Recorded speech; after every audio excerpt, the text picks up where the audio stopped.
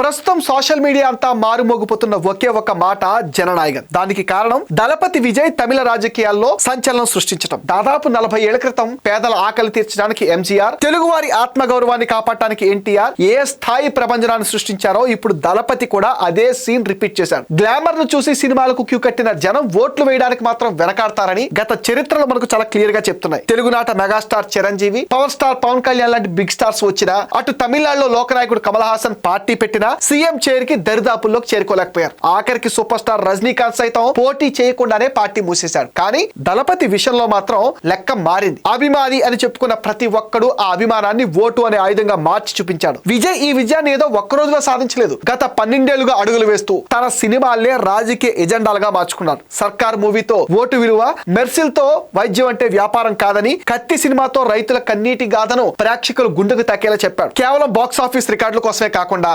సామాజిక చైతన్యం కోసం సినిమాలను ఆయుధాలుగా వాడుకున్న ఏకైక హీరో విజయ్. ఏ పార్టీకి, ఏ వ్యవస్థకు భయపడకుండా ప్రజల కోసం ఒక్కడిగా నిలబడిన ఆ తెగువే నేడు ఎలక్షన్ రిజల్ట్ లో చాలా విస్ఫోటనంగా మారిపోయింది. జయలలిత తర్వాత చాలా మంది సినిమా వాళ్ళు చేయలేంది విజయ్ చేసి చరిత్రను తిరగరాశాడు.